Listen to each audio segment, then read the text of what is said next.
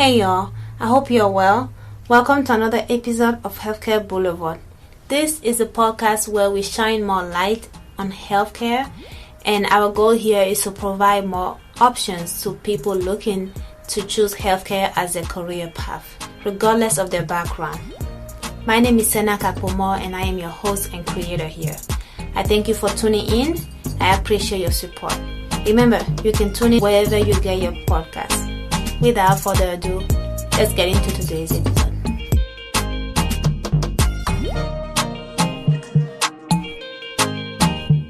Healthcare Boulevard listeners, welcome back. I was trying out a couple things. If you saw my last LinkedIn post, well, the one before last, I tried out the word Boulevardians and Boulevarders. I think I'll just go with Vardians. So we are the Vardians, okay? Yeah, I think that sounds cool. It sounds like some superhero Marvel thing. Fun fact, I am a newcomer to the Marvel fan craze. Up until a few years ago, I did not know much, and I still know very little, very little about superhero movies and things like that. Part of the reason for that is, well, nobody around me was interested in that when I was growing up. Not just because I was not in the country, or because I was born and raised in Benin, but there are people who were born and raised in Benin who keep up with American TV and American movies and so forth. I wasn't one of those. I was in my little African bubble, and I loved it. So, anyways, I'm a newcomer to the Marvel fan craze, and I have my husband to thank for that. He's a crazy Marvel fan. I think he's probably watched majority, if not all, of Marvel's movies as of recently, at least. So through him, the first few movies have been like, okay, I'm going to fall asleep. Some of this is interesting. And I did fall asleep a few times, but it's been like over a year now that every Marvel movie we go to, I think I'm going to fall asleep, but I don't. And I'm starting to like get interested in them. Like, dang it, you did this to me. But anyways, that's a fun fact. But so we'll go with Vardians. Welcome back, Vardians. Today it's just me on the mic. It's going to be a short episode, as I usually try to keep this short. First of all, I apologize. I know I haven't uploaded an episode for a little bit. So I apologize about that. But I am back. I think it's been 2 weeks or so since the last episode. But we're back at it. And I might follow this one up with, well, we'll see. We'll see. I don't want to make any promises and break them. I'd rather surprise you than make promises and need to break them, especially with the holidays coming up, which, by the way, happy early holidays. I hope your Thanksgiving plans go as wished, and I hope your family and friends are doing well and excited to have some turkey. And if you are one of those folks who do not like turkey, I beg you, I understand, but I'm just gonna go with turkey because it's a generic meal for this holiday. Anyway, enough of me rambling on, Vardians. Let's do this. Today, I want to talk about something important. And that is financing. Financing. I will be crazy to not address the fact that a lot of healthcare programs and education in general, right? Higher education. Once you get out of high school, it's like, okay, now give us money that you don't have so that you can potentially get money. That, the old saying, it takes money to make money, but that's very hard when you don't have any money. You just left high school. And yeah, some people have some money leaving high school, whether that's from parents or what have you, but majority of us don't. And so today I'm going to talk a little bit about financing your education, whether that's an associate degree, a bachelor's degree, or a master's degree. A lot of people, but not everyone, starts with a with the associate degree or bachelor's degree.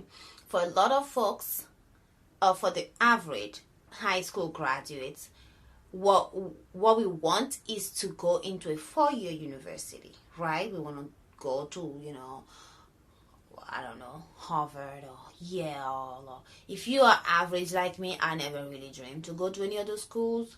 I'll take whatever accepts me, and more importantly, I'll take whatever accepts me and give me most money to go to their school. Especially, how can I dream of going to Harvard? Well, I could have, but I graduated high school and was on my way to college after 3 years of learning English. So I was just like, listen, I want to learn something. I want to keep some education going, and I don't want to have to pay out of pocket. And so that is still my mindset to this day now. And so if you talk to any of my friends or family, a lot of them either have gone through this path, and they've heard me mention multiple times that my motto is free education. Everybody will like that, right? And there are ways to get to it. Now, free higher education, the higher up you go, especially past bachelor's degree, the harder it is. But I'm going to focus right now on bachelor's degree, right? To get your bachelor's degree, it is very possible to do so without loan. It is very possible. Very, very possible. And I know as new graduates, we have a lot of folks have the aspiration of going out of state and getting out of the parents' house and getting that independence and being on their own and taking risks and making friends and getting drunk and whatever your aspirations and hopes are getting high school. Some of it is not all about getting the education, okay? Some of it is about just being outside and not having a curfew for those who had curfews. So I urge you, if you are in a safe environment, and I say this because I know not every teenager has a safe home. Not every home is safe for a teenager to stay in. So if you are in a safe home and the relationship between you and your family is not toxic, I urge you to stay home while you get your bachelor's degree.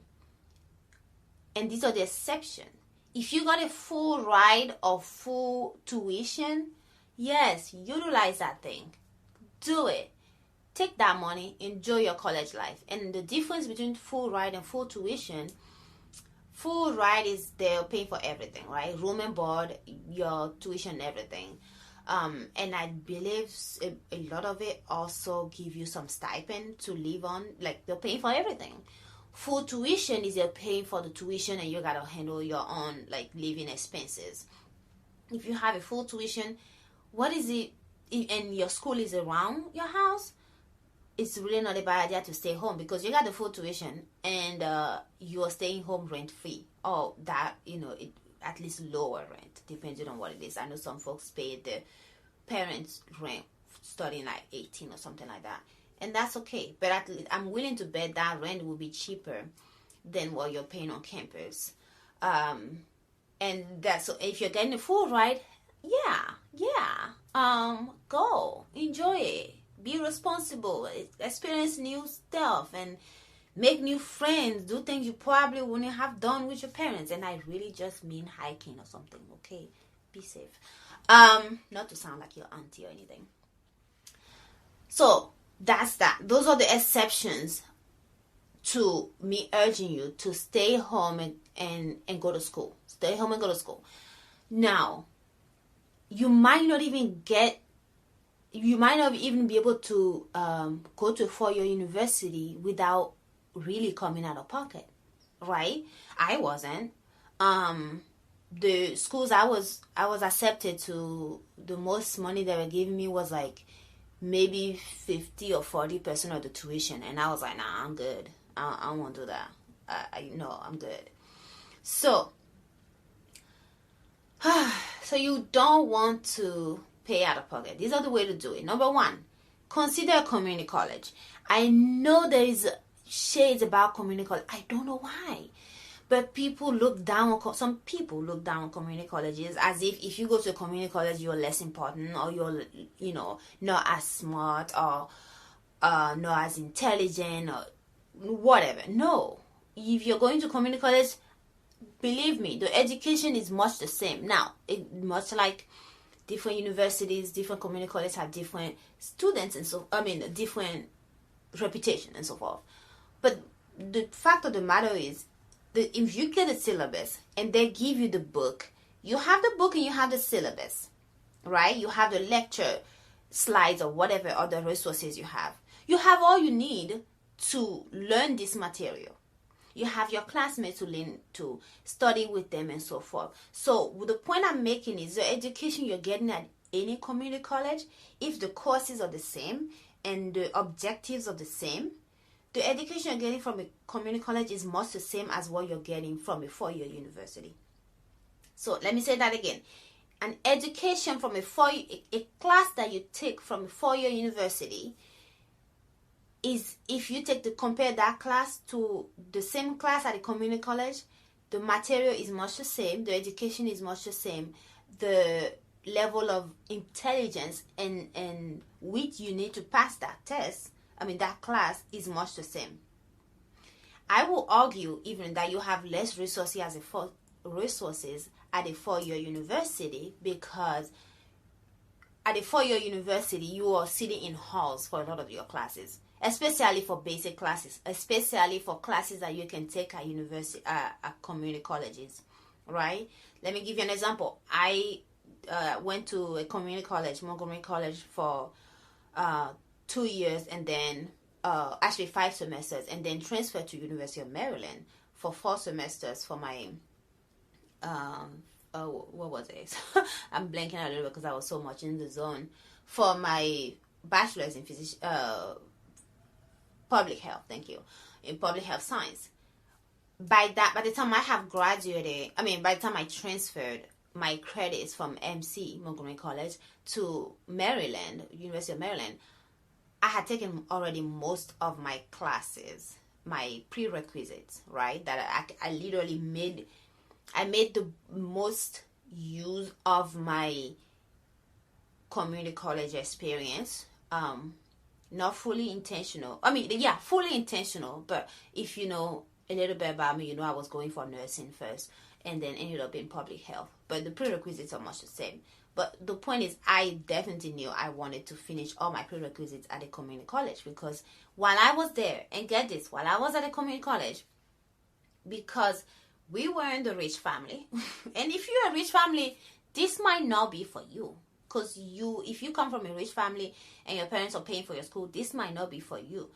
But think again, even if you are from a rich family, or a let's say well-to-do family, and they all already have money set aside for you for college, if you are able to get that for free, doesn't that mean you can put that money towards something else? Just my 2 cents. But let me go back to talking to you as in the people who are in my institution out there, people who don't necessarily have parents who save money for their college, people who have to figure it out. So you have FAFSA. I'm sure you've heard about it. Use it. I would say make sure you utilize that as much as possible. While I was in community college, I had a FAFSA. I had another scholarship. Oh, it was a scholarship for people going to healthcare that I got out of high school, I believe. So those 2 scholarships combined, I was fully paying for my community college, and I was going full-time the whole time I was there. Every semester was full-time. I even took a semester, 1 class in a semester. But all 5 semesters at my community college, I paid for it in full from just FAFSA and that scholarship. Honestly, the FAFSA covered it. So I was even getting money back. I think I was getting like maybe 1,000 or 2,000 back every semester, because the money that I accumulated from FAFSA and scholarship was more than my semesterly tuition. So I was getting money back for those 5 semesters I was there at IMC. Now, forwarding to when I was at University of Maryland, I was also able to do that, but that was with FAFSA and 2 other scholarships / grant. I think they were grants. One was from the state and one was from the school. Let me tell you, I hunted for them. I was like, listen, if there's money out there, I'm gonna find it. Luckily, I actually didn't have to work that hard, honestly. I feel like in terms of scholarships and such, because the one from the state was actually offered to me without me applying for it, I think.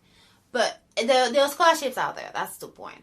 And so when I went to UMD, I paid the tuition in full with my FAFSA and my 2 scholarships, but I didn't get any money back. And the last semester, there was a glitch, and I'm not even going to get into that because that's like too much. But because I was a FAFSA, they were considering my parents' taxes, and there was a situation with my dad's tax, which I was using at the time, that I wasn't able to use that for my FAFSA. And for some magical reason, my scholarship had run out. I think it was only for 4 years in general. Like, there was a time limit on it. And that last semester, again, that was already my ninth semester. So essentially, I had already, it's a semester past the 4 years of university. So I essentially didn't have any scholarship. And so I had to pay out of pocket. And I made that work. But if I had to do that for any semester prior, I wouldn't have been able to, because I didn't have the means to do that. That last semester, it just worked out so perfectly that I was working at the time, was decently getting paid. I had credit cards that had high limits, so I literally put my tuition on my credit card, and then paid it off with time. My credit score went from like excellent to like, girl, get your thing together. I don't remember the numbers, but I was looking at it nearly crying like, man, how did I get here? But I knew exactly how I got there, because I had to pay my tuition on my credit card, which means I was only paying the minimums. Well, actually, no, I was paying more than the minimum, but I wasn't able to pay the full. Up until then, I wasn't putting anything on my credit cards that I wasn't able to afford in cash. So, credit score was great. Anyways, this is not a lesson on credit score or credit. But, so, my point here is, and I'm going to try and wrap this up in the next 3 minutes, and I might make another scene of this, but there are options for you. There are options for you to get, and I'm sticking this to just bachelor's degree, at least mostly right now.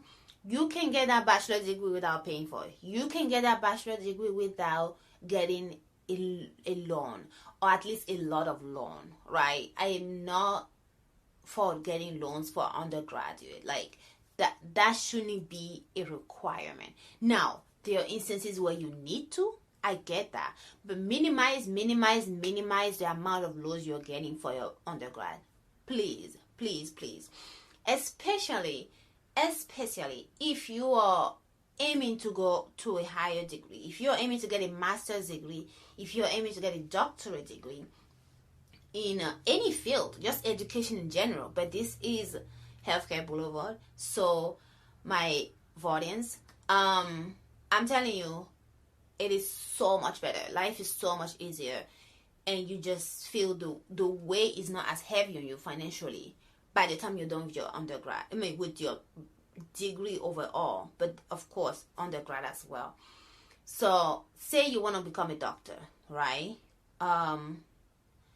Okay, likely you're gonna pay for that MD. Likely, not necessarily required. Now, I have 1 or 2 friends who either just finished school as an MD, or currently in school in medical school, and are going tuition free because they got scholarships. And that's the thing, you can't go into medical school or other what's the word I'm looking for, higher education, higher than bachelor's degree education, for free, but it's much harder. It is much harder. So while it's easier to get that free education, do it. And when is that? For your bachelor's degree. So let's recap. If you can go to a 4-year university without paying for it, take that and go. Go, go, go. Congratulations. Okay? You are doing it. You're making it work. Your mama is proud. And if she's not, I am. Okay? If you cannot, and you are in my situation where you either didn't get a full ride or full tuition, or they gave you some scholarship, but it's not nearly as much, go to a community college. Get your prerequisites, your English, your math, your basic science, your anatomy, physiology, biology, statistics, art, all of those things. Get them out of the way. And I've heard and read about people feeling like credits that they took, that classes that they took at community colleges will be looked down upon when it comes to administrative, like people applying for medical school or PA school or nursing school. It doesn't. It does not. Majority of people in my network are professionals now, whether it's nursing or PA or pharmacy, dentists, MD, of course, and they all were in community college. They all took some courses. Most of the prerequisites in community colleges. In fact, specifically, I'm thinking of one of my friends right now who is in medical school, full ride, not paying for medical school. So this brother has not paid for any of his education. Actually, he took a master's degree, so I think he paid a little bit for that. But he's in medical school right now, full ride. He did not pay for his undergrad. And guess what credits he's using? What classes? Where did he take his prerequisites? Community college, Montgomery College. He went to Montgomery College. He went to community college.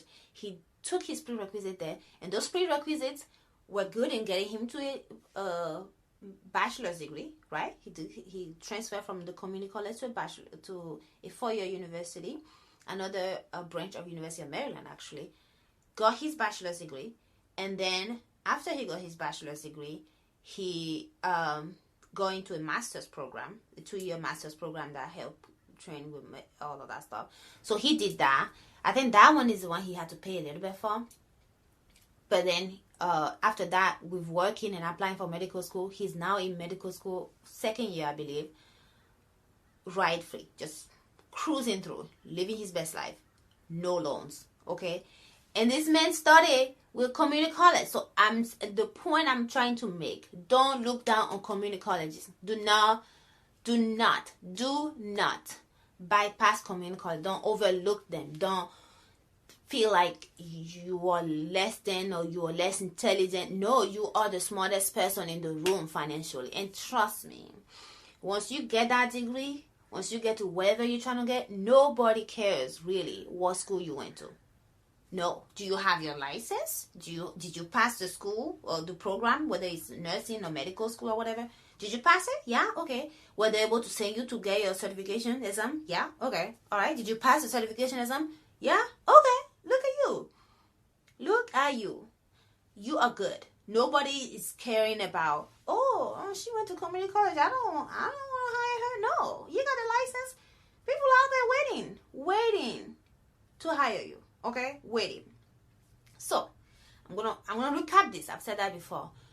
Please don't look past community colleges. And if you are hearing this and you want to get guidance in how to pay for your education, or you have a sibling or child that you really want to go through, you want to get some help in having them get their education without overpaying for it or paying for it at all, I am well and happy to guide you in that and provide any resources I am able to provide. But please, the point of this whole thing is you can get your bachelor's degree for free, at the very least. And once you get that, there's still ways to get your master's degree or doctorate degree for less than, depending on what route you take. That's a little harder than the bachelor's degree. So I am hopping on the bachelor's degree. I am telling you, especially for those prerequisites, you should not be paying to take science. You should not be paying to take English and math and statistics. Those are all things that you can take for free, or mostly for free, at a community college. if a 4-year university is not paying you to take those classes. Do not overpay for basic prerequisites. Do not do it. You can do better, okay? Because there's a lot more stuff ahead of you that will ask you for a whole lot of money that you don't have. Save that money that you don't have right now so that you can pay for later when you still don't have it. Okay? And you don't have to be, is that way you won't have to be in so much loans that by the time you're done with your education, working is just to pay those loans. No, we shouldn't, and we are, as healthcare professionals, shouldn't be working just to pay off our loans and barely survive. No. We go through too much to live that life. I'm begging you. I'm trying to help you out. So I'm done. That's it.